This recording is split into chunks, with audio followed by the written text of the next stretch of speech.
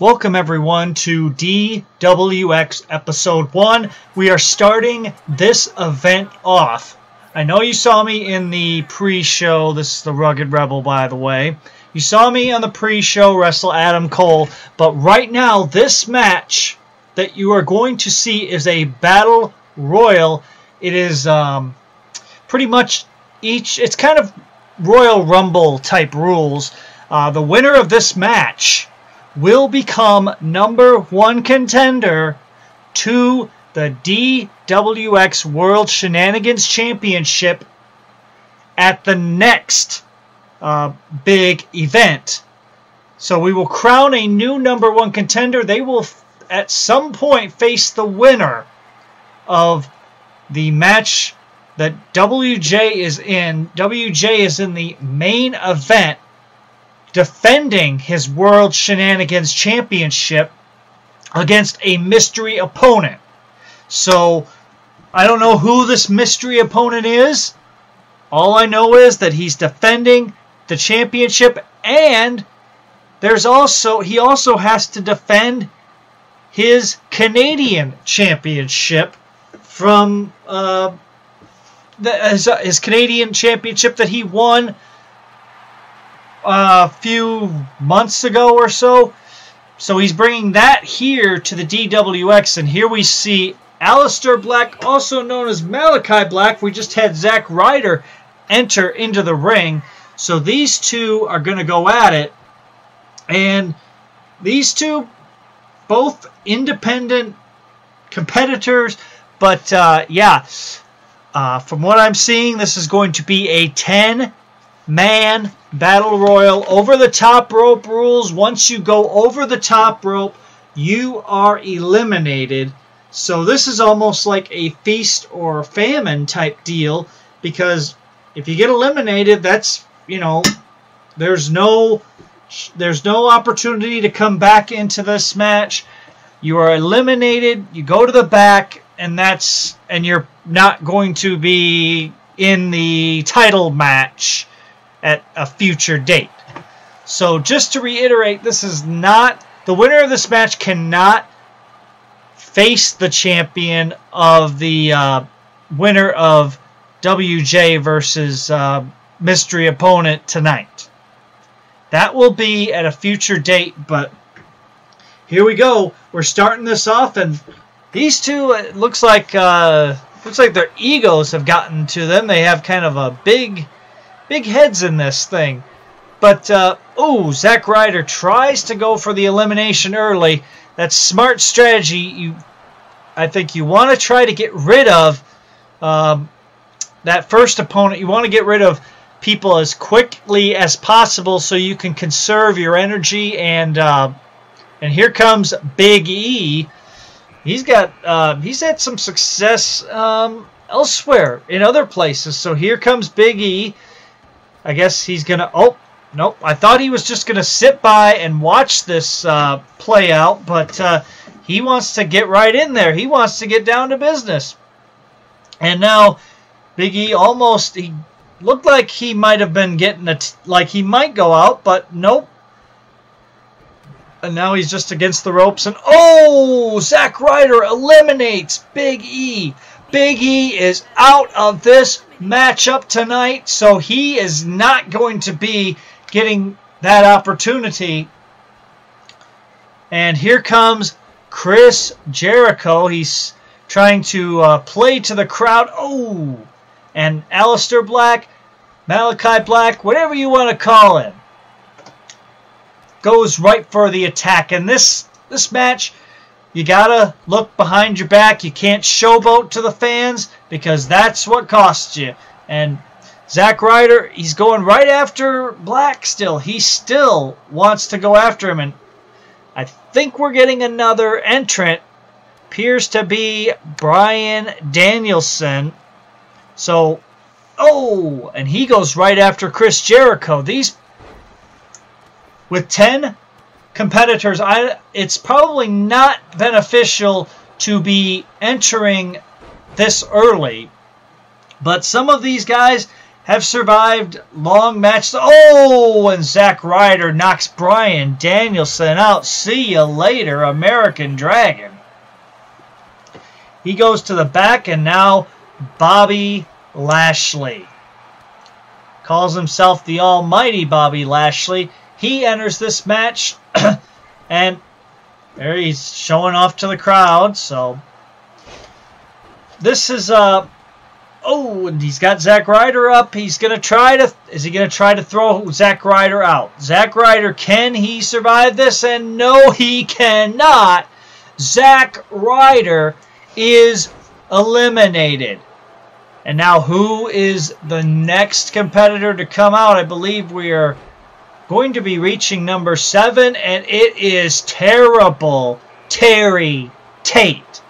Those that don't know who Terrible Terry Tate is, he was in a lot of office linebacker commercials. I believe it was for Reebok.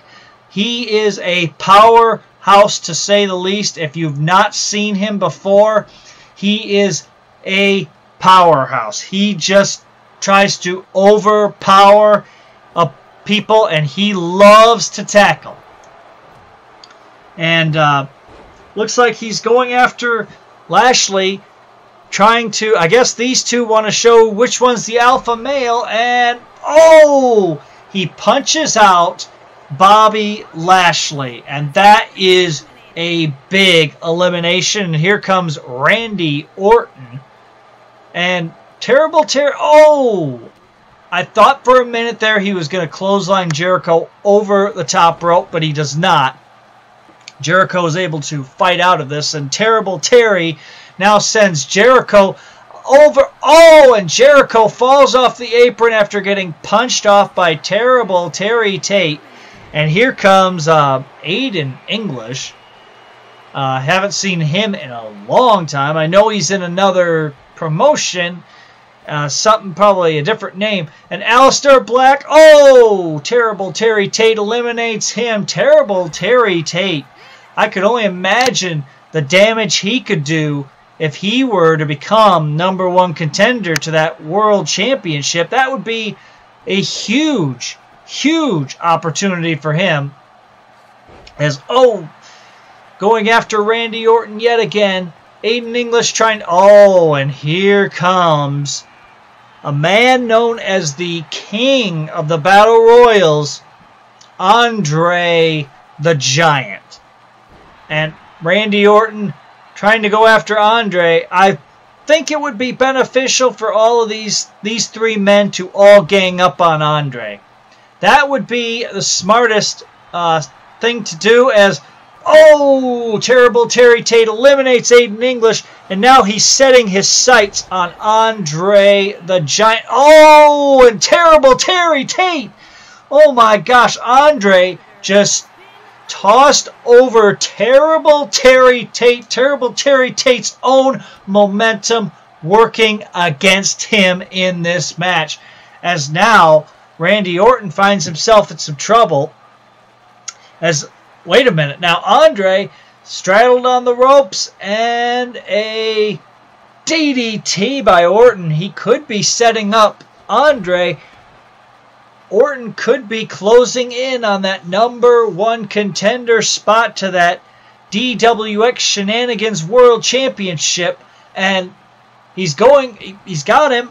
Oh wait, but Andre fighting out, as now these two realizing what's at stake. There are no more competitors left.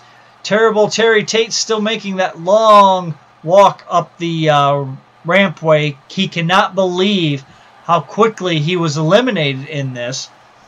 But that's the way it goes in this, for this opportunity for the World Championship, as Andre just gets, he's got Orton in some trouble. Orton's trying to hang on, but Andre now giving up on that maneuver. But what is he going to end up doing? What's he going to have to pull out to get this up, to get this, what's he going to have to do to win this? What's either man going to have to try to do? Because Orton, I think at this point, Randy Orton, he's probably at a disadvantage because Andre has the size. But Orton's got the quickness. If he can use that quickness, but getting bashed into the turnbuckles. Andre just showing no compassion, no sympathy for Randy Orton. He wants that opportunity just as anybody else would. So now, Randy Orton not giving up though. Orton still trying to fight with Andre, despite being overmatched, it seems. And Andre just sits down on him. Possibly that could crush your ribs. That could crush a lot of internal organs. But Andre now cranking that neck, doing whatever it takes to try to finish off the Viper Randy Orton. And down on the back. I don't know if Andre is actually enjoying inflicting this kind of punishment. I don't know why he hasn't tried to eliminate Orton yet, but I believe he's got him up. Looks like he's going to slam him out, and there is your winner. Andre the Giant pulls off the victory here, and he will face either WJ or the mystery opponent at a later date. But Andre getting the #1 contendership, and whoever has to face him in the future, I say good luck, because he is a tough competitor to beat, and he would love to get a championship around his waist again. As he looks there, we'll have to see what happens when he gets his title opportunity.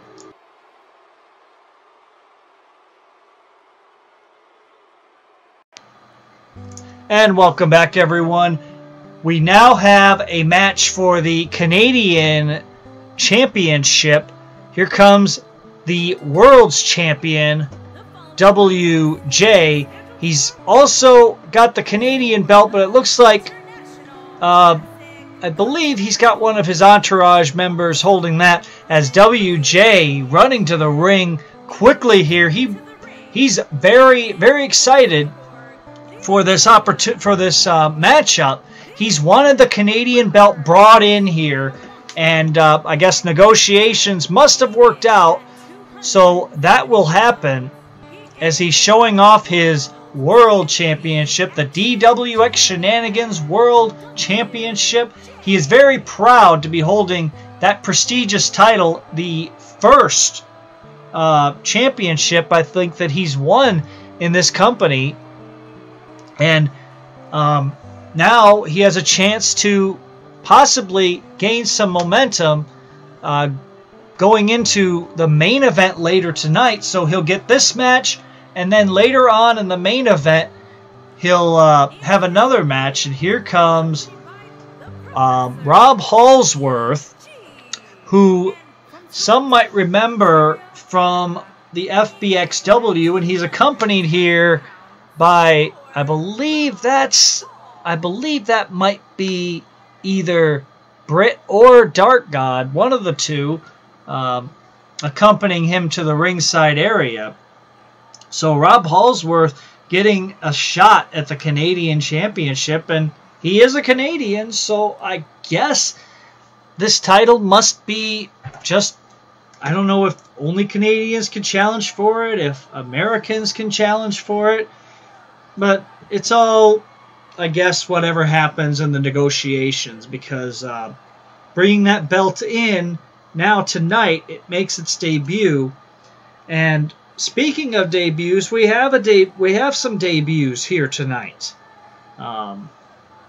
As there's not a very big card right now, because some negotiations are still ongoing.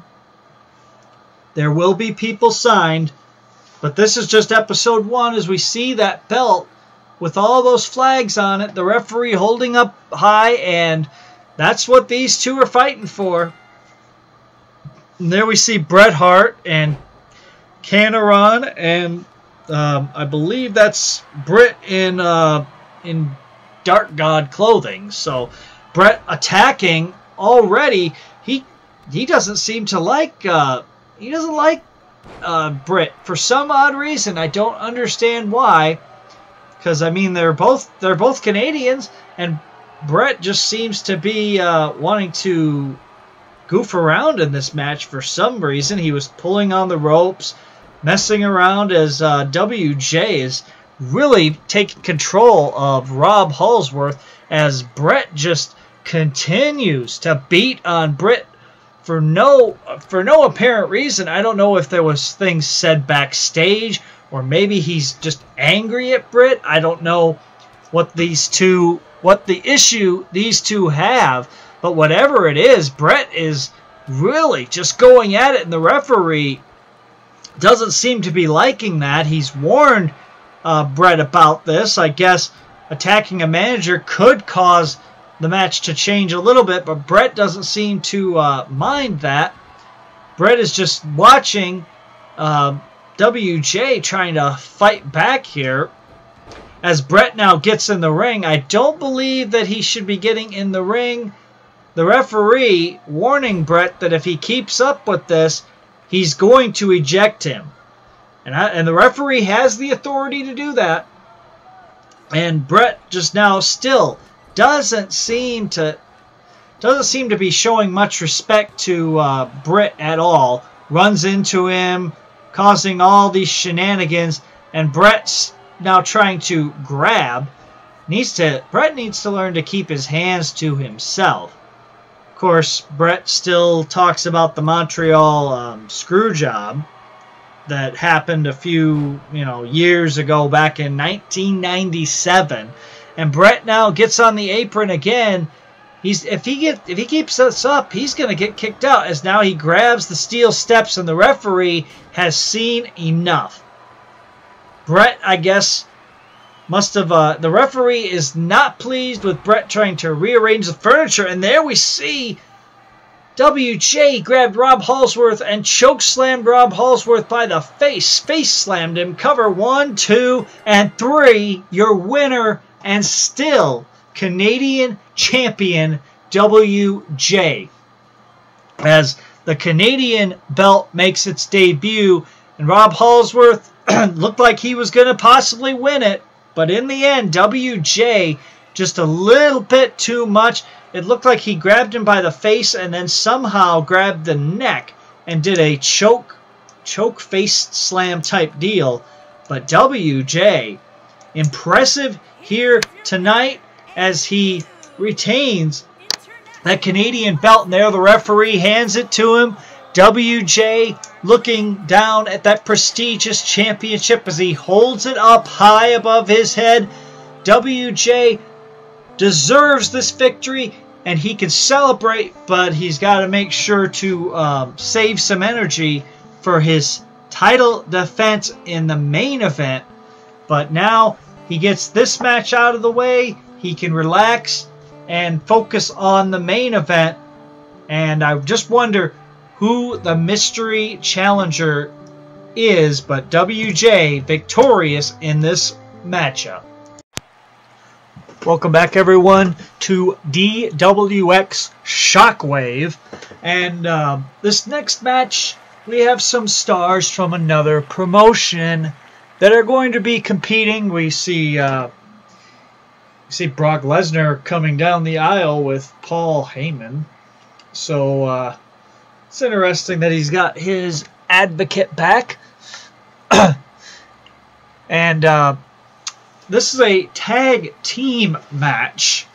So kind of a little bit of an impromptu match. I know Lesnar wanted to be on this card for this event. Probably he thought that there was going to be a big payday or something. But yeah, he's down. He's in the ring with Paul Heyman. Paul Heyman seems to be very pleased as the Beast Incarnate has made his arrival here at DWX Shockwave. And we'll have to see how he performs in this tag team match. And the tag team scene might be heating up around here at some point in time, because there are plans to introduce tag team championships here in the DWX. That has not happened yet, but details are going to be available as they become more aware of where things are standing with the board on the tag team front, because there are still some talents that are in negotiations, and possibly maybe teams in negotiations. So if there are tag teams out there that are interested in that, well, if they come here, they might get that opportunity. We'll have to see what teams there are that will be in that. But the tag team titles are coming at some point in time. Just they're not here yet.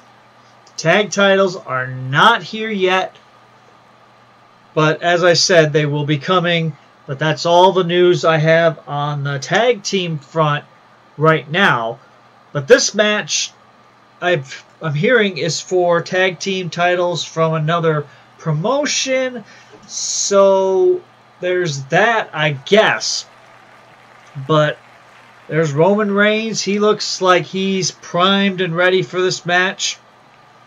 Of course, he's been doing very, very well for himself, becoming pretty much a fan favorite despite being a heel. He's been kind of liked. I know. Oh wait, that's a banned word in the wrestling community. And here comes The Rock,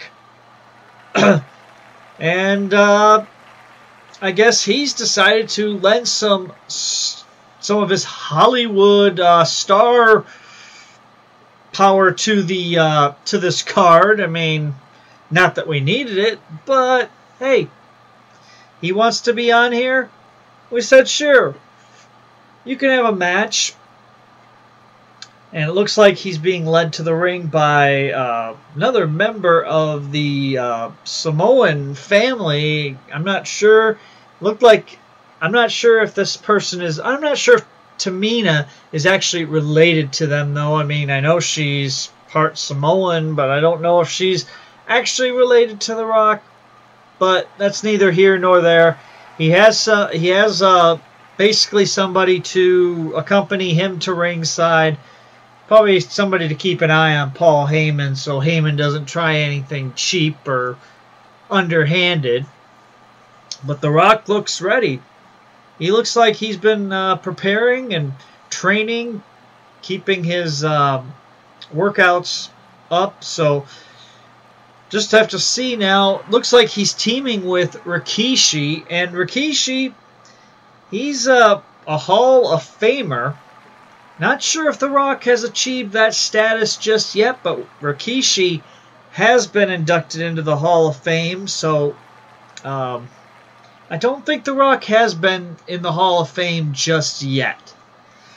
Wouldn't be surprised if in a few years he is inducted, but anyway, he's teaming with the Hall of Famer Rikishi, who has his sons are actually in promotion, the same one that Roman Reigns wrestles for. So he's got twin sons, and they're part of the group called a Bloodline, I guess. But we'll see these two teams going at it, and it looks like the tag team championships of a different promotion are on the line as the referee shows off those belts, and we're going to start things off with The Rock and Brock. And Brock goes right after Rock, just really off the bat, not really giving the Great One any chance to get things going. And this is kind of, in some way, shades of their 2002 battle. That was where pretty much The Rock was dominating as champion, but not really I guess you can't really say he was dominating anything as champion. He had won the title the month before, was going in to face Lesnar. It was a big deal, and Lesnar was just on his rise to the top, and Lesnar's just taking it to The Rock, and I know that basically what happened was, on that night, it was the night that Brock Lesnar was going to be cemented as the next big thing. It was a way to build him up, and he was a really quick rising star. At one point was the youngest champion in the wrestling sports entertainment industry, which I believe later got broken by another superstar. But Lesnar, with this just overpowering Rikishi, taking him to Suplex City over and over. And now Tamina, she's having words with Lesnar. Guess she must not like what she's seeing, and she's trying to get in Lesnar's face, but Lesnar just shrugs it off as he continues this beating on Rikishi, and Rikishi hasn't been able to muster much of any offense in this match. Neither he nor The Rock have done pretty much anything. But I hope that Lesnar isn't really hoping for a giant payday of sorts, because I mean, he's coming on here and he'll get, I guess, whatever is given to him will be what he gets, because there was no real contracts, and now he's just hammering away on The Rock.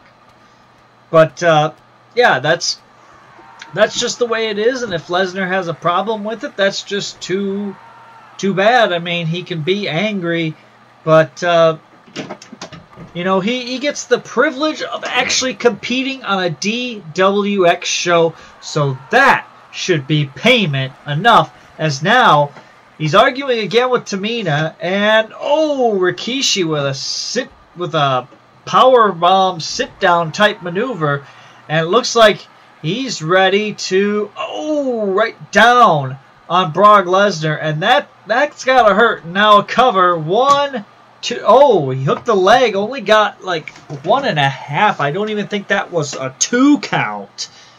So yeah, and now he's going over to Roman Reigns, but Roman is too busy playing to the crowd, not paying attention for the tag, and Lesnar missed that maneuver, and he's still looks like he's getting a little agitated as he keeps going to the corner, and Roman doesn't seem very eager to get involved in this matchup, which is kind of odd, as Lesnar now realizes he may have to go at this alone, as now he's trying to taunt, and there's a clothesline again, and now he's going to probably try to get the tag somehow, and there we go, finally a tag. So now Roman Reigns is in this match officially, as clothesline to Rikishi, didn't move the big man, but now he tackles him down. That'll take the big man down, and a Superman punch. And no, he was going after The Rock for a minute there. I thought maybe he was going to set up, and he spears The Rock off the apron to cover. 1, 2, 3, and Roman Reigns and Brock Lesnar win this match. Kind of a weird finish there. We don't really see Roman finish matches with a Superman punch on most occasions. Usually it's a Superman punch that leads to the spear. But tonight, I guess he changed it up here on DWX Shockwave, as now they're being handed those belts and celebrating a big victory here. And we'll have to see if they return, or how dominant they could be. But or maybe they'll go in the tag title tournament for the DWX belts next. Who knows what's in their future, but looks like they're happy about getting the gold here tonight.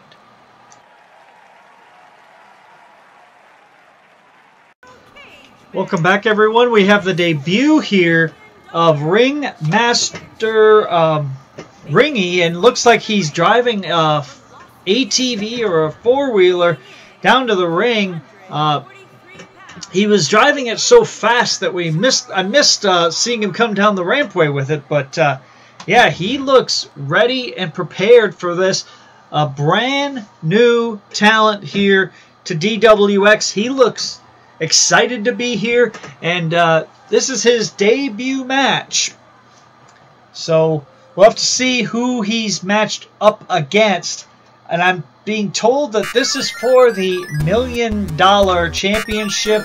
So that's not a sanctioned belt here, but he gets to go for the $1 Million Championship. So we'll have to see who his opponent is, as here comes Stone Cold Steve Austin. So Ringmaster Ringy is, I think it's Charles Ringmaster Ringy. He's going to have his work cut out for him, especially against Stone Cold Steve Austin, who is a tough, well, customer, I guess we could say. Because have to keep it kind of PG, because you don't know what you can get in trouble for these days. You say, you know, some adult language, you could get, you know, a nice little, you know, suspension or ban or something. So really, we got to kind of watch what we say because of things like that. I know there have been other places that have had problems with that. And here is the $1 Million belt. The referee showing it off. And this match is just about ready to start, as looks like it is now contested in a steel cage. So, yeah, it looks from... Wait a minute. So the board has decided to put the steel cage in so that neither competitor decides to try to run away if things get a little too intense. But it doesn't look like that's the case. I don't think that would be the case with this debuting Ringmaster Ringy. And he's just, right now, starting to take it to Stone Cold, but it looks like he wants to escape the cage and get the victory here quick. As Stone Cold is getting up and, bashes the knees, and Stone Cold ain't really giving Ringmaster Ringy any chance. So you can win this match by pinfall or submission or escaping the cage. A submission would be kind of hard, though, because the referee has to see through all that mesh and wire. And really, if it were me in a cage match, I'd go for either the pin or try to go for the escape to get the match done with. As Stone Cold just seems to want to get out of here. I guess that makes sense. He's not getting paid by the hour here. I don't even know if he's getting paid at all for this.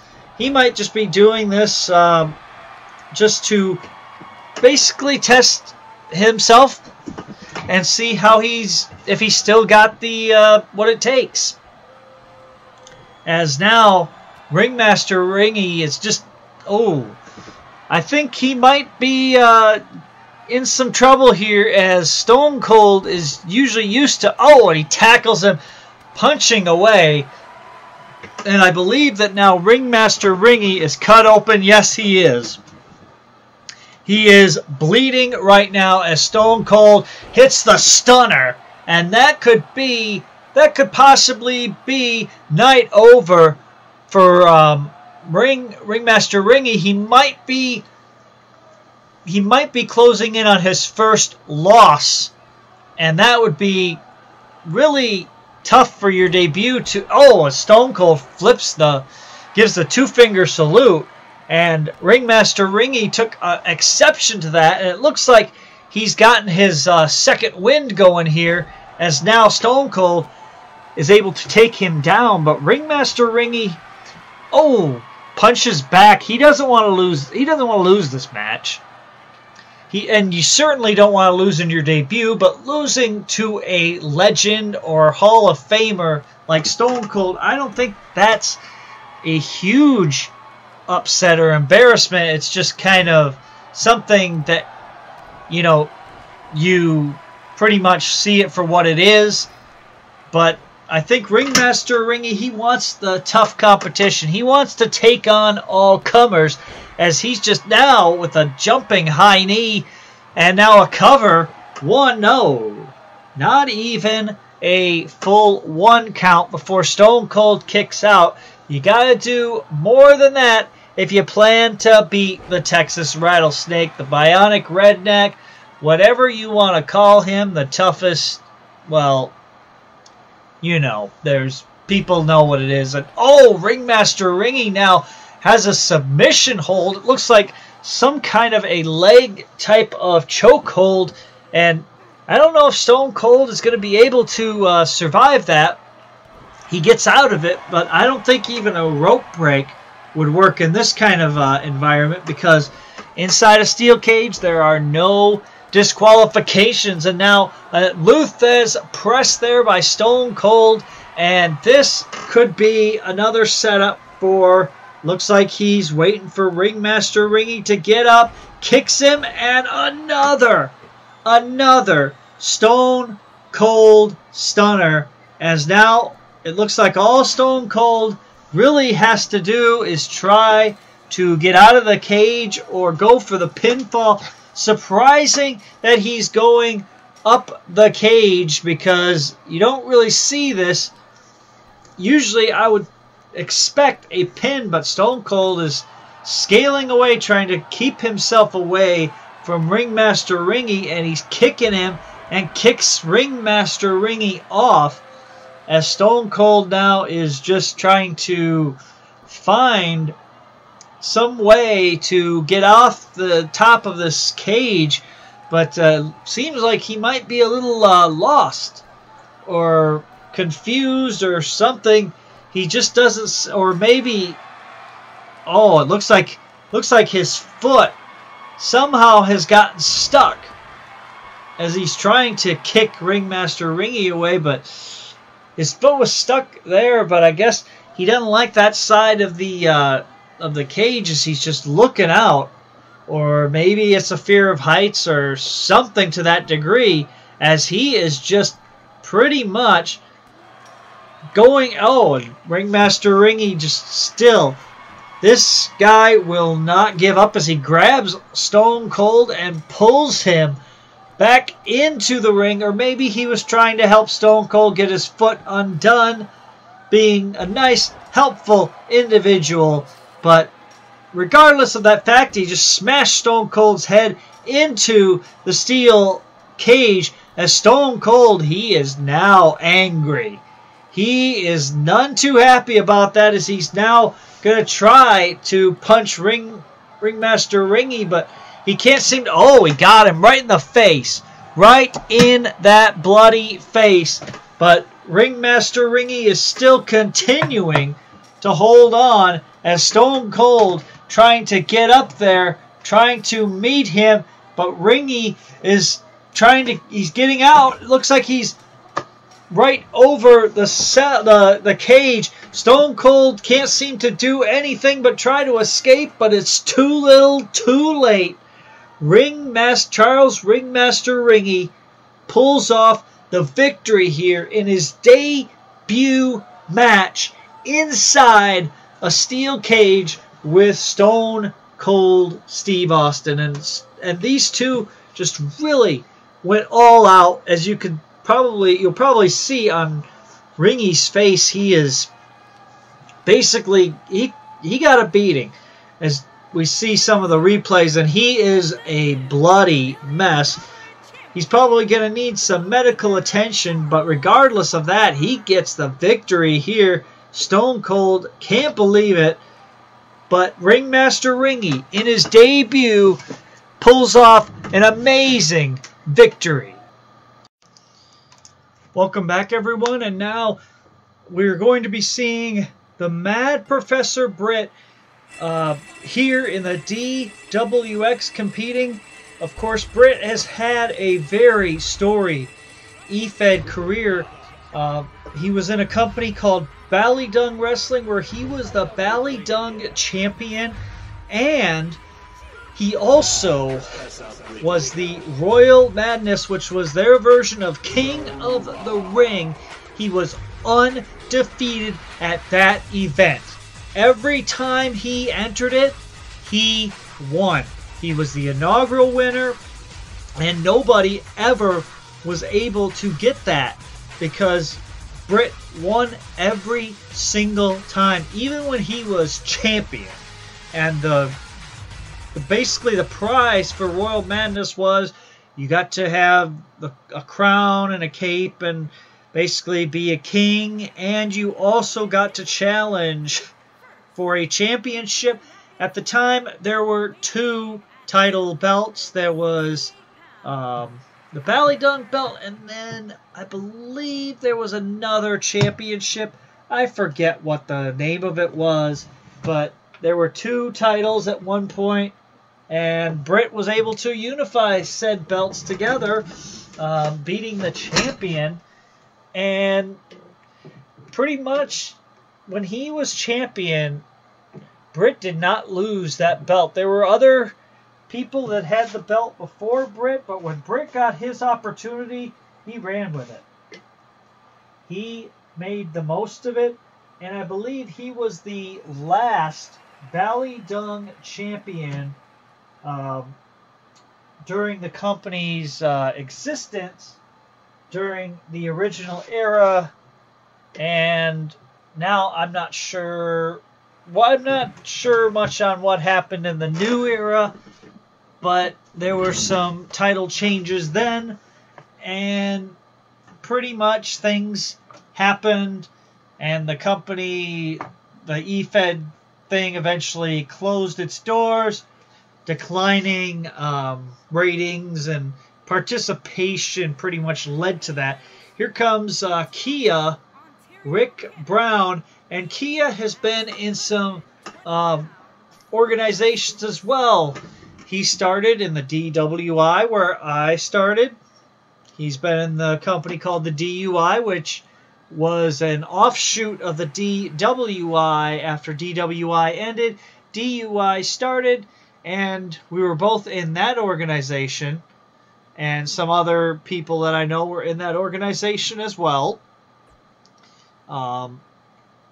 Britt was in that. And Kia, this match is starting off hot and heavy. Kia is a former DUI champion. He had the belt for a while. He was a member of a group called Lethal Injection that I believe was started in 2007. So I believe it predates the indie wrestling group Lethal Injection by a few years.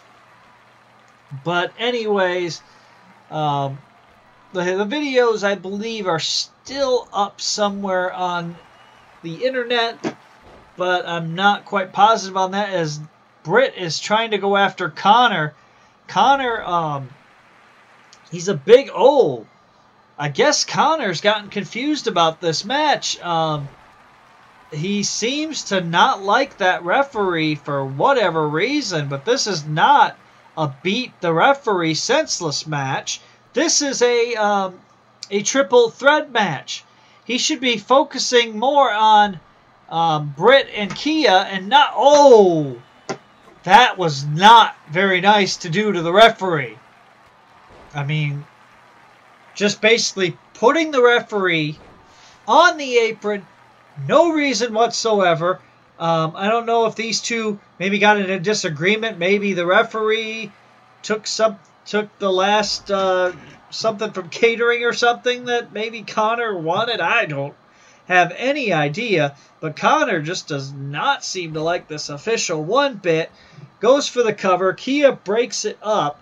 But Connor now throws Kia aside to the side of the ring. And Britt now...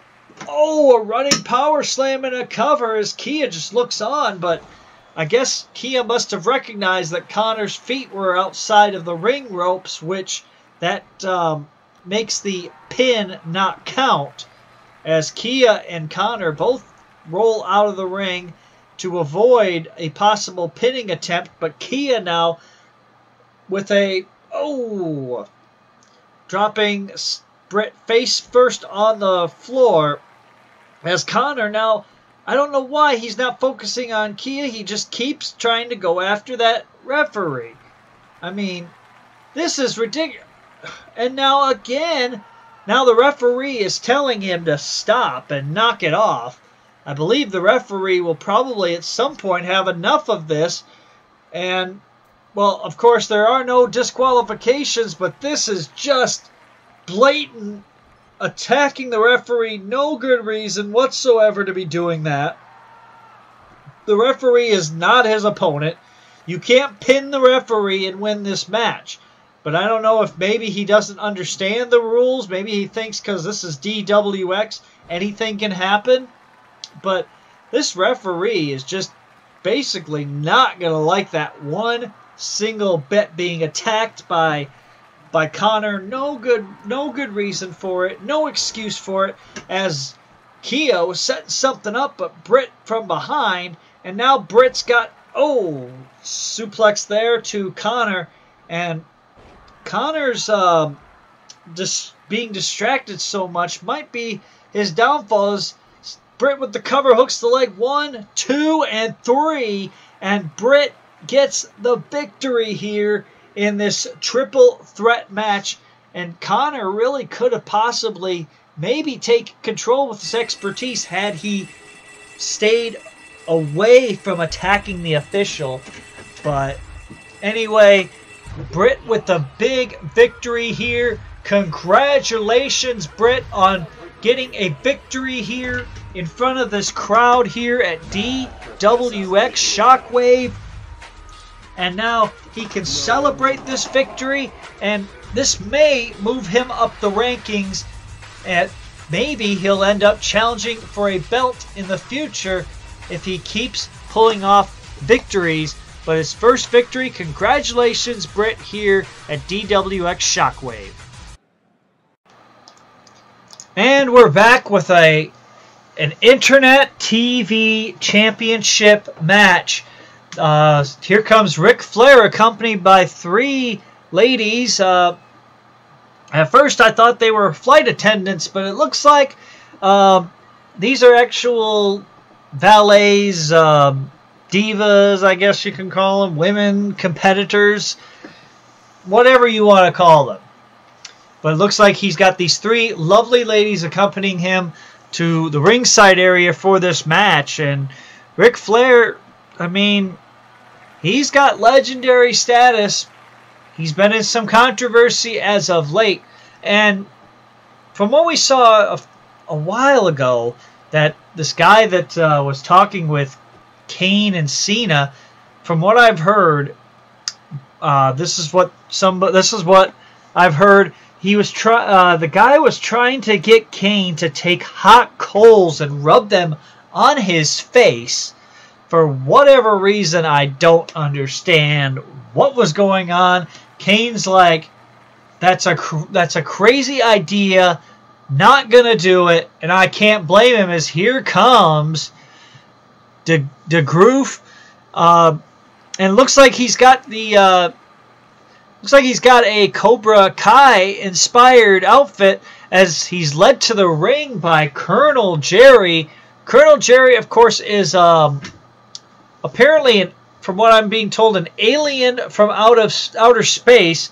Apparently, the aliens were so impressed by General Jerry, who is a retired competitor, that they found a way to get some sort of DNA sample.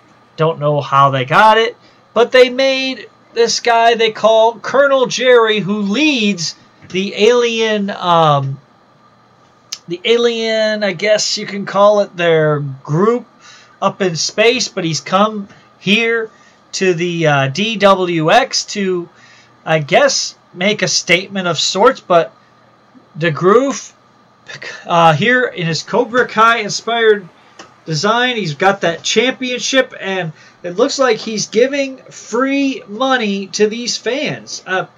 That's a good way to garner the fans really liking you, by giving them money. Fans love free money. I mean, it's almost like they're getting paid to be here. As there we see that Internet TV Championship belt, as now we're going to have this match go down. Ric Flair looks like he's primed and ready. Goof also looking primed and ready for this battle. And momentarily, once we get the ring introductions out of the way, we will have this match for you, as he's just waiting patiently with that championship on his shoulder. And we'll have to see what happens in this contest. He's got a long introduction, but they're showing the belt off to the crowd, and he's giving it one final look. Hopefully, this is not a goodbye to the championship. Hopefully, this is just a farewell for now until after this match is over. But the referee showing it off, as now these two are getting ready to square off. And Ric Flair looks like he's, I don't know what he's trying to do. He's going over to Dana Brooke, and oh, what in the world is that all about? And now he runs into Carmella, but Ric Flair looked like he was about to strike. And now he's going after Colonel Jerry, gives him a chop, and now runs away.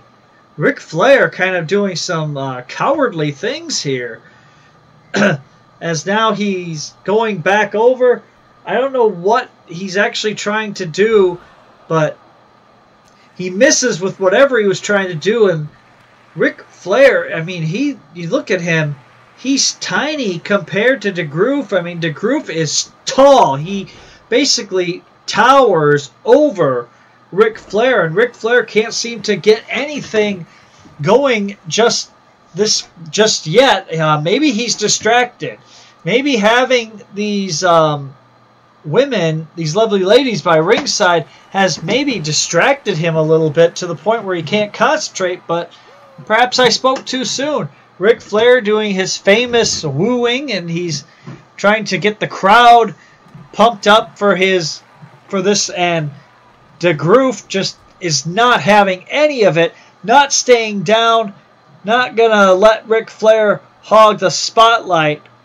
And this is a major championship opportunity for Ric Flair. I mean, if he won a championship here, maybe he could use it to try and rehab his image, as people might focus more on his wrestling ability than, and now a clothesline to Colonel Jerry. Colonel Jerry, I don't think is going to like that. I don't know if you want to get him necessarily angered.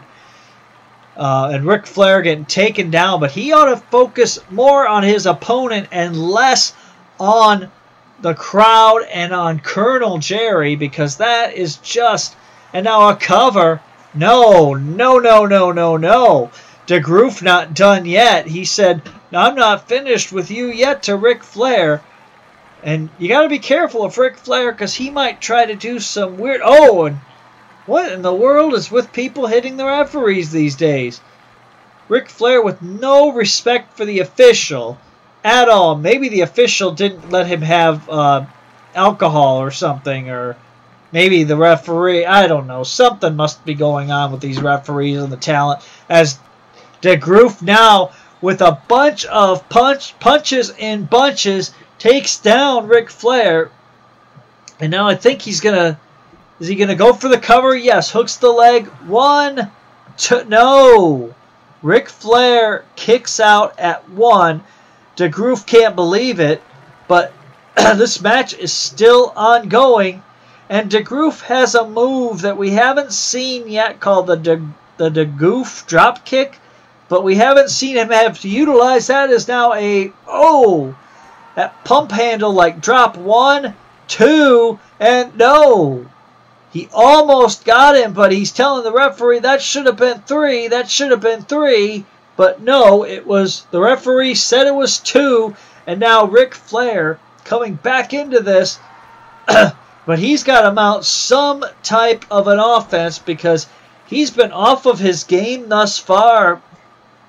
And I don't know what he can do here to mount an offensive comeback. But he's got and a chop block there. And in sports and stuff, that would be a 15-yard penalty. But here, it's all legal as long as you don't do anything that would get you disqualified. You can chop block your opponent all day if that's what you like to do. Maybe you might get a forfeit victory. But looks like Goof or Goof, whatever he wants, whatever he's calling himself. Maybe it's Cobra Goof now. But he is, it looks like he took his eye off the ball and Ric Flair's got him in the figure 4 leg lock. But no, he fights out of the figure 4 and Carmella is just kind of wondering what's, it looks like, are they cheering for Goof now all of a sudden? But Ric Flair turns the attention back to this alien Jerry, and I don't know what the deal is. He just does not seem to like that guy one bit. And apparently the guy must be a friend of Goof's. But looks like Goof, he's trying to finish this off with a cover now. He gave Ric Flair a pretty good punch. Which, if all that stuff that Ric Flair has had happen was true, you would think that he might have gotten punched out, but who knows?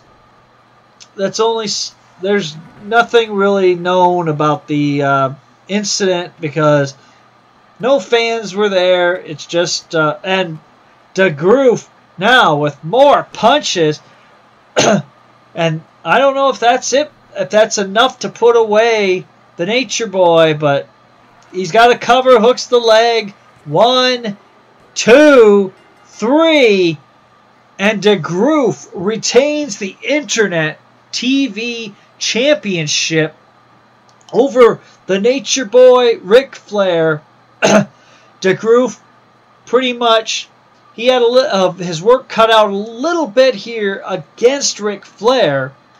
But nonetheless, he's able to put Ric Flair away, retain his championship, and continue on his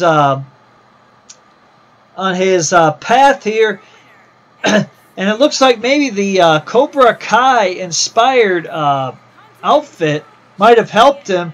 I'm not sure if he's training at Cobra Kai Academy yet, but with the money that he's making as champion, Internet TV champion, I would think that he could possibly easily get in Cobra Kai Academy, and I'm sure that Cobra Kai Academy would be very happy with his work here tonight.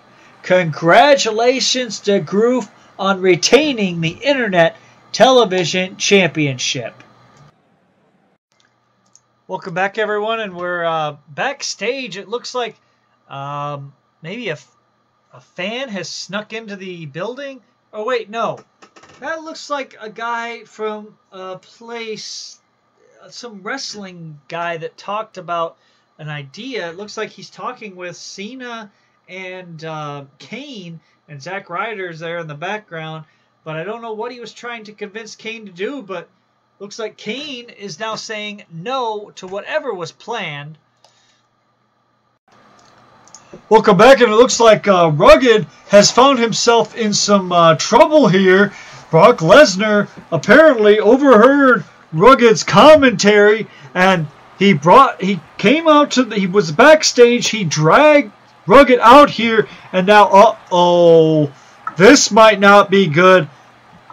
I mean, we just cut back to the live action. Is now, this could not be. Oh, right on the neck, right on Rugged's neck. Brock Lesnar with all that weight down on that chair, he might have crushed Rugged's windpipe. I don't know how Rugged will be able to continue in this state. I mean, he might be hurt. He has not moved since that maneuver. Brock Lesnar might have injured Rugged very, very seriously, as the referee is just trying to see if Rugged is okay. But maybe he was counting a little bit. Maybe he's trying to mercifully get Rugged off the hook in this. But regardless, Rugged gets right back up, and Brock Lesnar goes right back on the attack. Lesnar is not letting up one bit. He just seems to be angry, and he's going just after Rugged, beating on Rugged like Rugged owes him some money, which probably Rugged might owe Lesnar. I mean, Lesnar commands a big dollar amount, and when you book these big dollar talents, you got to pay them accordingly, or you get beat down. That's just the way the game goes.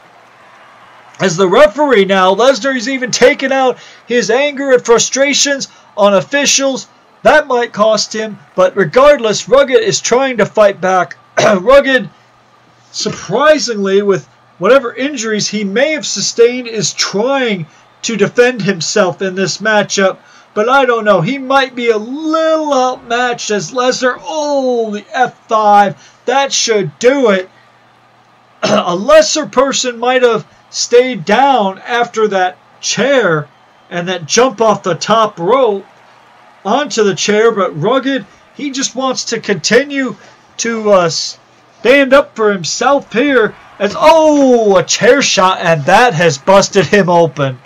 Lesnar has busted open Rugged, and I would just say, Rugged, stay down. Stay down. It's not worth it. Just stay down. Let Lesnar have his moment to showboat, but just stay down. Let the referee count you out. Let Lesnar believe that he's gotten a victory. But, oh, Lesnar not letting up here. And Rugged, I think now I would say he should just stay down. Oh, no, this is not going to be good at all. Lesnar's going up to the top, knocks the official out of the way as he's going to try to... No, Rugged gets out of it. And he tried a 450. He tried a shooting star press or whatever that move is, but that would have for sure broken leg. And Rugged with a revelator now to Lesnar. And now the referee counting Lesnar down, but Rugged is...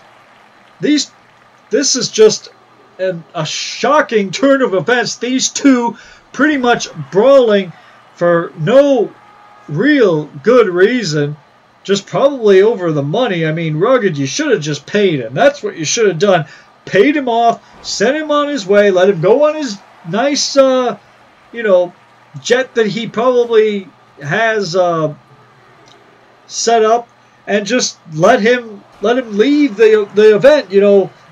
I don't think it is worth this kind of a beatdown, and who knows what shape Rugged will be in after all of this. He is just getting beaten down, battered, and Lesnar is just not done with him yet. Doesn't want him to get off that easy. I think Lesnar's trying to inflict real serious damage, and Lesnar is a trained MMA fighter. For those that don't know, he's been in the UFC, so he's also been an amateur wrestler, so he's big, he's bad, and he's mad, and he's mean. He is mean right now, and he is taking out his frustrations on Rugged. But Rugged, I think, doing the smart thing, staying down. But no, that was not a good decision, Rugged. You should have just stayed down. I know pride can be something that you don't want to lose, but it's not worth the beating that you're getting. It's not worth it. This could be a career-shortening type of attack, and you've got other things you could focus on. You won a match earlier tonight. Now I would say leave. You've got an opening now to leave, but Rugged doesn't seem to be happy with leaving. He just wants to send a message, it looks like, to Lesnar to not mess with him, but now Rugged ducks that, and Lesnar is now in some trouble. Lesnar's down, but Lesnar is now being counted down as the referee just checks and he's counting Lesnar out. But Lesnar gets right back up, Rugged trying to meet him, and Lesnar is now maybe thinking better of it. Lesnar is trying to, I guess, retreat now. Rugged, though, going right after him. As Lesnar, ooh, belly-to-belly suplex right on the rampway. Lesnar looks like he's picking his spot now. Now, this could be very damaging as he goes for the F5 and hits it right on the steel rampway. Rugged might be injured, might be out cold after that, as Lesnar just celebrating this apparent possible knockout. But I don't know what he's achieved here, as Rugged just is not moved yet, as the referee gets to 8 and Rugged right back up. I don't know why he is trying to continue on here. I mean, he's just pretty much getting beaten to the punch on some moves. He's able to reverse some of it and fight back, but really, this brawl is not for any championship or anything, but I think Lesnar's trying to send a message to the DWX and the board of directors to say, hey, when you book me, don't try to cheat me because this stuff will happen. And Rugged now is down again. And now Lesnar, I think, is very, very pleased with his handiwork as he now walks away believing he has knocked Rugged out cold. And who could say otherwise? Rugged is down as the referee continues to count. And Rugged gets right back up again. I don't know why. He just doesn't want to give in. As now Lesnar is daring Rugged. He is daring him to come up that rampway. Daring him to go on and try to fight back in this battle. But I think that is very, very foolish of Rugged to try to even do this. I mean, really, there's no reason. And I believe Lesnar just threw Rugged into that steel beam right by the curtain. So Rugged, he's down again. But I would say that this probably might be all that he's got left, as now the referee hits 8 and Rugged has not moved yet. 9, and I believe that is it. Rugged has been knocked out cold, and Lesnar seems very, very pleased with himself.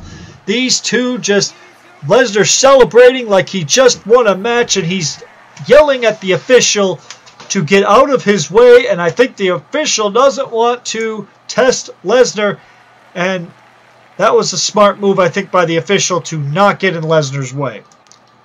Looks like Lesnar is still in the ring celebrating his victory, but oh, here comes two people, I think, that took exception to what Lesnar just did. Here are Rugged's Lethal Syndicate brothers, the one Mark Kennedy and the RD, members of the Lethal Syndicate. It looks like they did not like what they just saw happen between Brock Lesnar and Rugged, and it looks like they might be coming here to confront Lesnar on his actions.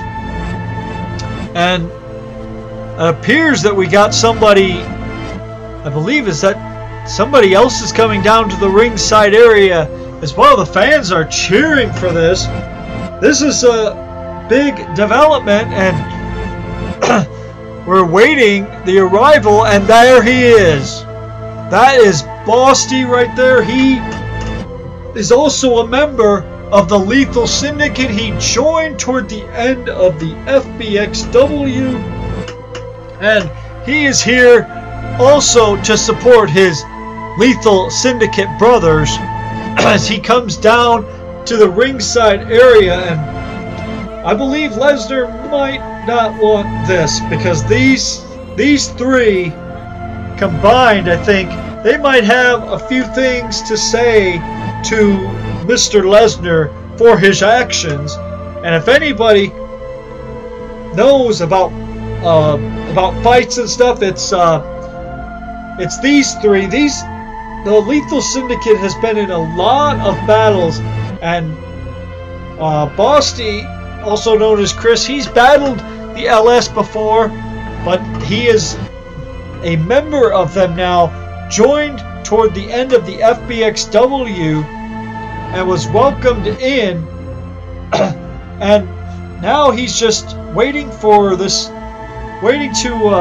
have Lesnar get in the ring, and we'll see what happens. I mean, Lesnar, he's got 3 people, and it looks like they're ready to fight. As Lesnar, they're not going to talk it out. They're gonna fight it out. As the one goes right after Lesnar, knee to the back.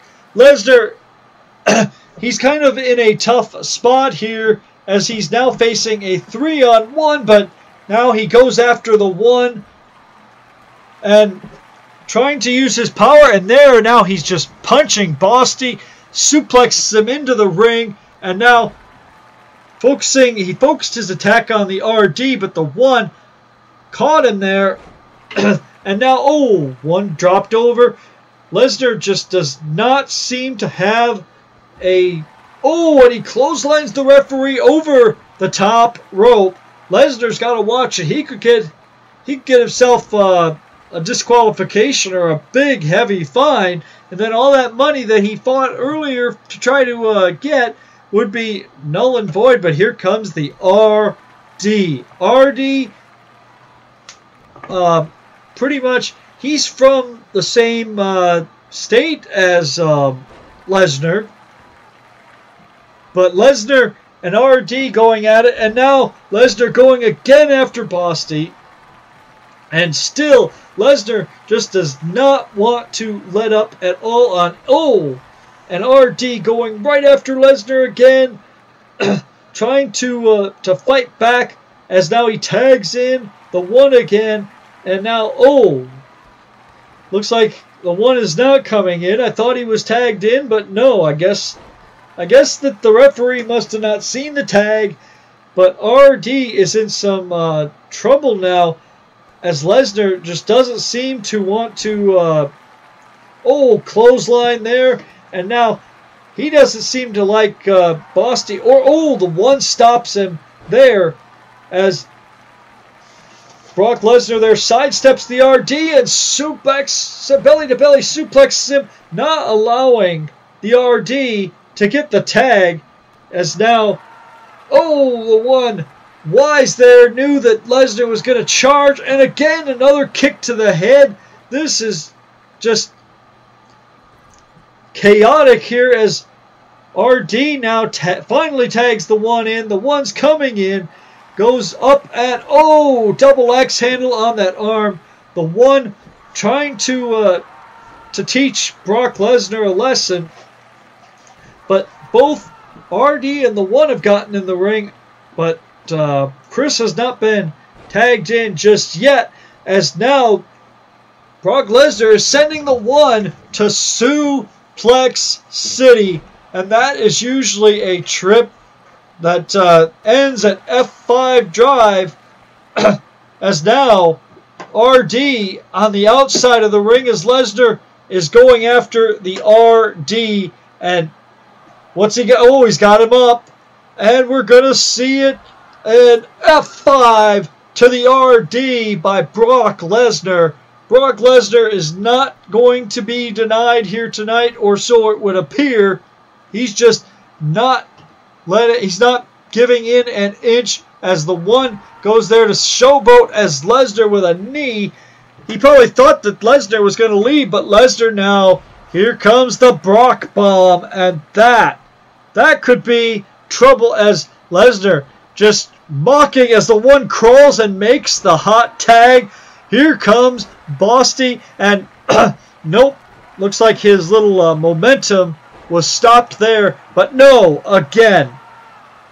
Bosty, he will go toe-to-toe with just about anyone, and he usually fares his own. I mean, he has been known to fight back in many, many battles, and he's seen a lot of it.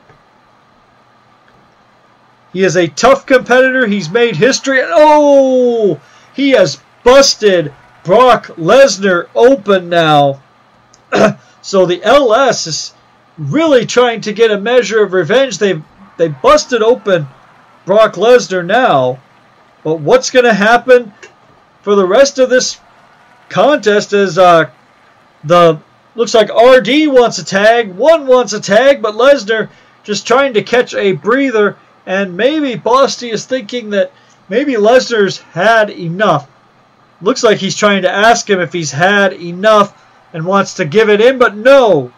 Lesnar doesn't seem to want to give it in as Bosty now hooks in a some kind of a chokehold to take Lesnar out, but Lesnar looks like he got out of that one. He powers out of that maneuver, but that might have taken something out of him as now he showboats again. You would think after getting caught once, as now a dragon sleeper here, as Lesnar is now struggling. Bosty with that dragon sleeper, and Lesnar has no choice but to tap out the LS with the victory here over Brock Lesnar. A 3-on-1 match, and it looks like they got a measure of revenge for what Lesnar did to Rugged, but still Lesnar, he went crazy here tonight. But these three have been able to tame the Beast Incarnate and get him to tap out. That has got to be humiliating for Lesnar to have to tap out and give up in this match. But regardless, looks like the LS, they are celebrating this big victory with each other. Bosty happy, it looks like RD's happy, the one is happy, the crowd is shocked by what they've seen, but the LS gets revenge, and that's what they do best. They get revenge when you try to cross one, because you cross one. Apparently their motto is you cross one of them, you cross all of them.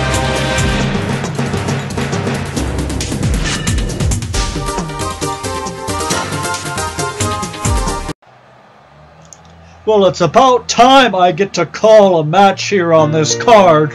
I've been here the whole time. This is Catanzaro, and I finally get to call a matchup here, but I've been waiting the whole time. I know I've got other things to that I could have been doing. I was hanging out and catering for a while, and finally they let me do at least a match on here.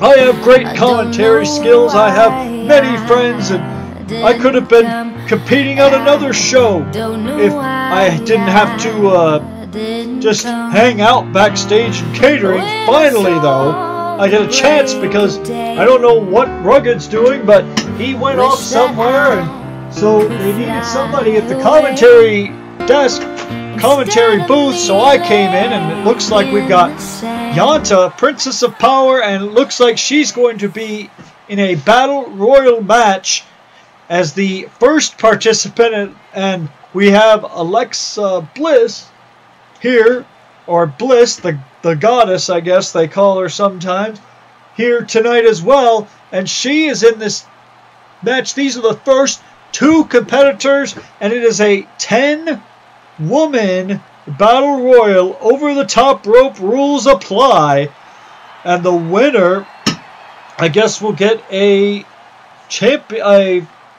replica championship. Those things cost around, maybe I believe, $400. Not that I would know, because I don't need a replica belt, because all my belts I've won in the ring. I am a former FBRW champion, and I have held the Canadian Championship as well, and now it looks like Yanta has she had Bliss on the ropes there, but Bliss was able to fight out, and here comes another competitor, but oh, there goes Bliss. Her night is over. Here comes Natalya. a member of the Hart Dynasty, and she is... Oh, but no! Yanta tried to eliminate Natalya, but Natalya having none of it. That hair, though, must be very, very hard to see for with Natalya, because, I mean, that hair is just all over the place. But nonetheless, Yanta really trying to do a smart strategy here. Get everybody out as quickly as she can, as fast as she can, and there goes Natalya. So now she gets... Oh, and here comes something interesting.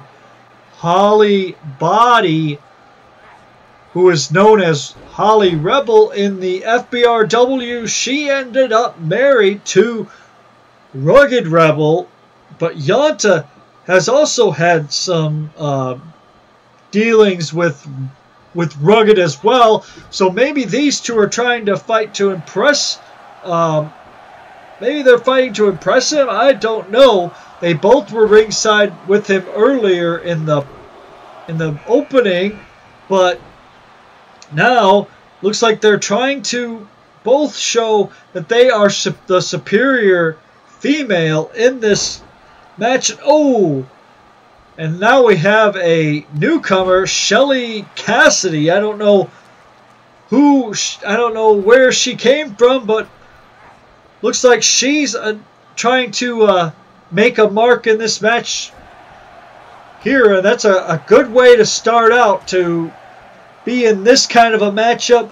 But Holly, she is huge. She is very, very strong and powerful. That's the thing I think that puts her over the top, is she's got the strength and the power, and if she's able to utilize that, she could probably toss all of these women over the top rope. But she's got to, I guess, she's got to somehow stop them from their speed, as the speed of these women just seems to be a determining factor. As we're going to get another competitor in this match. Yanta trying to go after Maurice. Maurice not having any of it, as the timer ticks down, and here comes Hot Quinn, who was part of AWP, and now she's involved in this matchup. I know there's other females that might be coming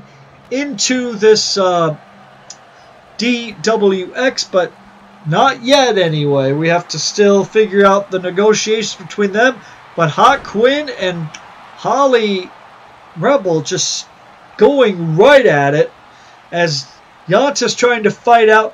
Quinn might not like her number here, but looks like now we're going to get another woman to come down to this match as well. But looks like, oh, and Quinn goes up and over the top rope. That is it for her. She has to go to the back. I'm sorry you didn't pull it off, but here comes Jenna Van Muscles, who had a match, I believe, on NXT a few years ago, but haven't really heard whatever happened to her. I guess she looked a lot like Ric Flair, Charlotte Flair, only more muscular, and I don't know if that was allowed or what was going on, but Yanta is laying in the outside of on the ring apron, and oh, there goes that Cassidy lady. She got just eliminated with ease, as here comes Alicia Fox. And now this matchup is really getting interesting. These women are just going all out. I believe we have one more competitor to go. I believe that there is one more to go. I could be mistaken on that. But there, Jenna Van Muscles, as Yanta knocks her out of the ring. As now, yes, the timer is ticking down. We have one final entrant. Who is it going to be? As it is Casey Catanzaro, who some might remember was on America Ninja Warrior. She is very talented. She's been in Royal Rumble Battle Royals before. She did some interesting little maneuvers to save herself from being eliminated, but she went after the biggest, strongest woman in this fight, it looks like, size-wise. But Holly Rebel, she is no easy customer. And, oh, there goes Casey. Her skills couldn't save her tonight as Yanta knocks her out. Pretty much kicked her hands or kneed her hands off. So that means Casey has to leave the ringside area. She is walking away. She's not very pleased. She probably thought that being the last entrant in this would actually be beneficial to her. But I guess when you go after, when you don't know what to expect, sometimes these ropes, when you get in there late, they're slippery. It's hard to hang on, as now Yanta trying to go after, but Holly having none of it. Yanta was trying to punch out Holly Rebel, but I don't know if you can really stand toe-to-toe and punch her out, I believe that was Maurice that just got thrown out by Alicia Fox. So now it's down to these three: Holly Rebel, Alicia Fox, and Yanta. One of these women will be getting that nice replica championship, and they can do with it as whatever they please with it. But now, looks like Alicia Fox is now on the apron as Holly just trying to choke her out. This could be the undoing of Alicia Fox, but Alicia does not give it up yet. She is not ready for her night to be over just yet, as Holly just goes right back on the attack. And now, a devastating maneuver right there. But Holly took her eye off the ball, and I thought for a minute there, I thought she was out there for a second. But she is! She is! Holly just got knocked out and eliminated by Yanta, and that is I guess you could say, an upset, because Holly is big, strong, and she got eliminated. So now it's down to Alicia Fox and Yanta. One of these women is going to win this. One is going to go home with nothing. And Yanta just not letting up. She knows what she's got to do. She knows that it's going to take a huge performance to secure this. She came in number 1 and she's lasted all the way. So whatever happens, she has nothing to be ashamed of in this match, whatever happens, because she came in number 1. She lasted this long, and I'm sure her sights are set on winning this, though, because, I mean, it is kind of a buzzkill to get that far and to come up short. And there Alicia Fox is showing off a little bit, trying to, I don't know if she's trying to get the fans behind her or what she's doing, but she's just really taking it to Yanta. Yanta's trying to stay, forehead, and no, she doesn't want to get rammed into that turnbuckle post any more than she has to. And looks like these women are just going to give it their all.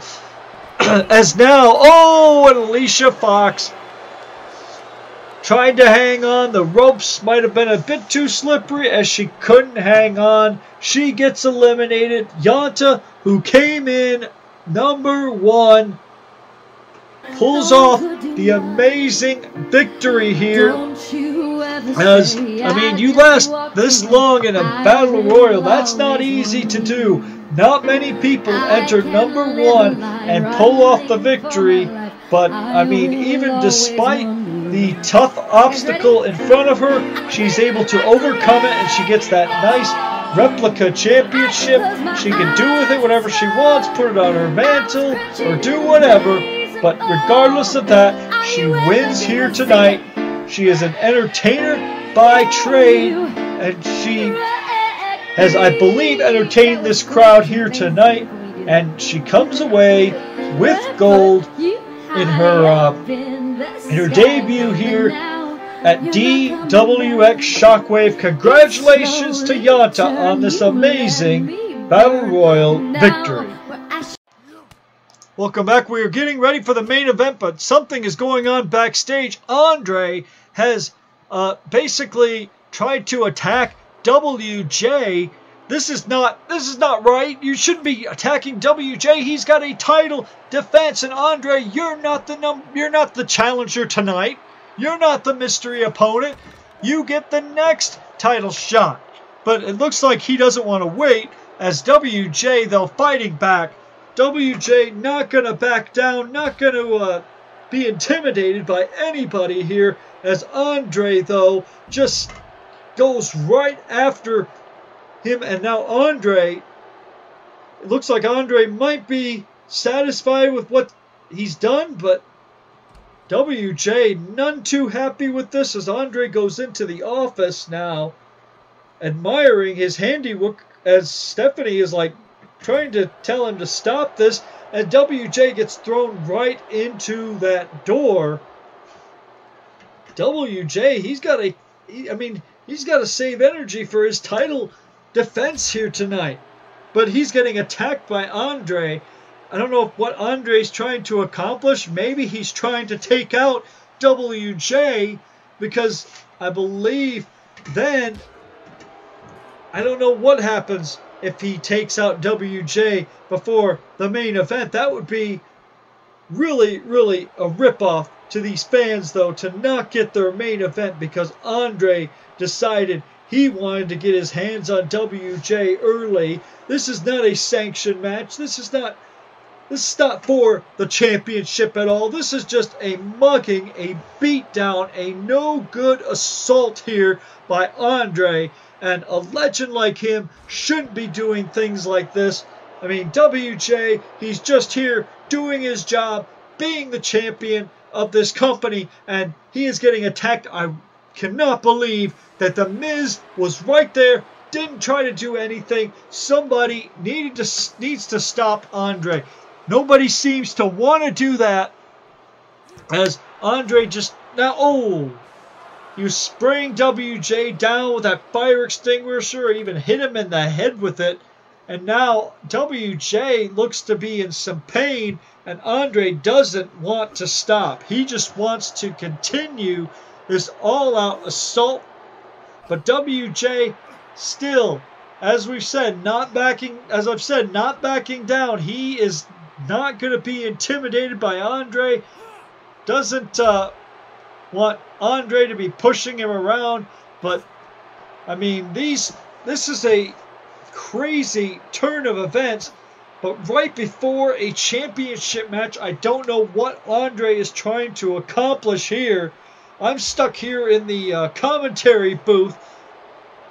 Otherwise, I would be trying to stop Andre to help my friend WJ. But he's a fellow Canadian like myself, and I can't believe that this is allowed to go down. Nobody seems to be doing a thing about it backstage. I mean, where is everybody else? Why is nobody trying to stop Andre? But WJ fighting back like he usually does. Oh, there you go. There you go. Slam his head up against the desk. And give him a DDT for good measure right onto that chair. Come on, WJ. You can... Oh, no. That wasn't good. That looks like that might be a mistake there, as Andre has WJ on the desk, and now a neck breaker. And oh, this can't be very, very good for WJ, as Andre now beating on him with a steel chair repeatedly, as Stephanie just doesn't seem to even care to acknowledge this at all. Andre really trying to soften up WJ. And WJ, he's got a title defense, for crying out loud. Why is no official stopping this? This is just a mugging. It's got to stop somehow, some way. Somebody's got to get involved. Andre, I don't believe this is the right action by a #1 contender by any means, as now He drops the leg. He might have broken WJ's ribs. I'm going to go check on WJ. If he's not able to compete, maybe I can compete in his place so he doesn't have to forfeit. Welcome back, everyone. I'm the Gambler back here again, as now we are ready for the championship match, as here comes Braun Strowman, the mystery challenger. But we don't know if this match is going to happen or not, because backstage, WJ got attacked. He's being looked at. Otherwise, he might have come out first. But I guess champion's prerogative is they can come out second. And the medical team wanted to look at WJ, check on him, make sure he's okay. Catanzaro left the commentary area. Rugg is at a medical facility for the beating that he took. So I'm the only commentator left. You're stuck with me, the Gambler, getting to call the main event. And what a great turn of events this is. You might have thought that I might have actually planned that. Anyways, that's neither here nor there. You don't need to look into that at all, as here comes WJ. He's trying to put on a brave face. I know that his ribs are probably taped up pretty good, because I know he took a beating. And now, as he tries to show that he can go in this match, as Catanzaro is behind him, trying to watch his back, and WJ running to the ring. So he seems to be feeling okay. I guess he's going to give it a go, give it the old college try, but he's got to be hurting. I mean, Andre really took it to him. But now, WJ, oh no, he looks like Braun now going for a very, very quick attack. Bliss is there with Braun, and Braun knows that WJ is damaged goods. So he's deciding to hit real quickly on him, as WJ now fighting back with punches, really trying to show that he's not backing down from anybody either. Braun, though, I think might have the advantage. If I had to bet on this match, I would put my money on Braun. However, I didn't bet on this because I didn't know who the #1 contender is. But could you imagine if Braun does win the DWX title tonight? The kind of match we could have, Braun and Andre. That is a dream match. That two big, powerful competitors, big, strong men going at it, two giants going at it. So Braun, I mean, he's got a great opportunity, and he's now trying to show Catanzaro that, hey, you know, you wanted to get in the ring too. You wanted to defend WJ's belt if WJ couldn't go. And WJ, though, he is getting a beat down now.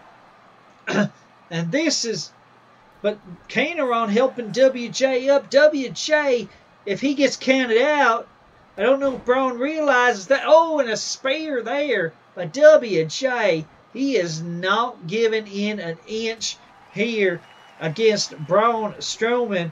Could have gotten counted out and would have kept the belt. But still, WJ, he don't play like that. He wants to win every match. He wants to prove that he is a great talent. He's still the Canadian champion. He won that match, and now Braun is just going with the punches to the face, and now looks like he's going to showboat a little bit. He believes he's got this match in the bag, as the fans are watching on, and WJ looks like somehow he's summoned something, as he's got different attire all of a sudden. He did some kind of a magic trick. Kind of reminds me of something that happened a few months ago on the TV, where they just changed outfits. WJ went from his that attire that he had to this all black attire. All of a sudden, just like that. And Braun, oh, I don't know if WJ can get a psychological advantage or not, he's got to do whatever he can. As he's trying to show Braun that he's not going to back down. But Braun has this, I think. I believe Braun's got this in the bag. As long as he can hang on, WJ might be in some trouble. Might be in some deep trouble. But he's coming back. He's getting his second win. But how long can he run on the adrenaline? How long can he be able to sustain this? Oh, there goes Catanzaro again. Getting knocked around basically like a tackling dummy. He shouldn't have been out here. He should have stayed in the commentary booth where he'd be safe. But no, he wanted to support his buddy, his friend, WJ.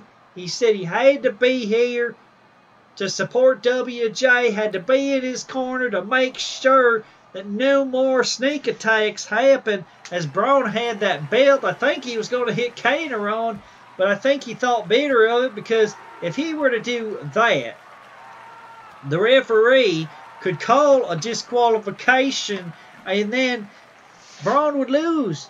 He'd lose his championship match, and that would probably not make him happy. He'd lose it at his own hand when he's got things in his mind pretty much in the bag. As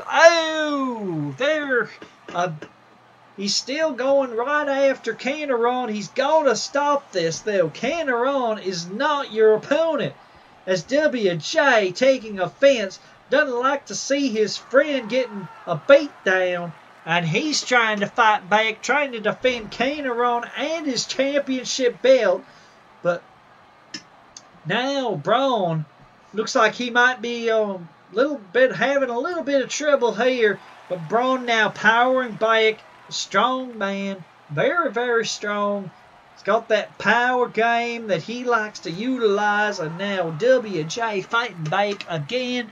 WJ is, still fighting, still trying to show that heart and determination that made him the first ever DWX Shenanigans World Champion. And Braun just continuing with punches, and there WJ with a punch to the gut. And these two looks like they're going to be slugging it out. It's no good old-fashioned slug fest, as WJ now looks like he's had enough of Braun's funny business, and he DDTs him on the ring apron. That might have knocked Braun senseless. I guess WJ is using brains over Braun. See what I did there? But anyway, he's trying whatever he can, trying to retain his championship, and he wants, I think, to send a message to the locker room that he's going to be a fighting champion. He's not here to just keep the belt by any means. He's going to try to win the match. Now, I know that some people would say that's not a good strategy, because your goal is to keep the belt at all costs. You want to keep the belt at all costs. You don't want to lose. You don't want to lose the title based on your pride. I mean, that's what happens to some. They think that, hey, I've got to win. I've got to make myself the hero.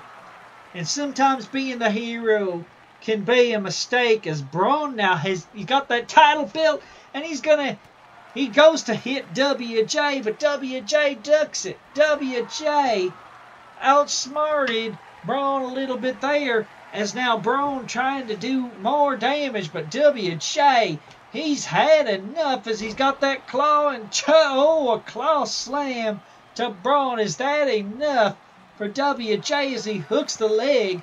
1, 2, and Braun kicks out. Braun not going to go down that easy, WJ. It's going to take something different. You got to have something else in your arsenal if you're going to beat this man.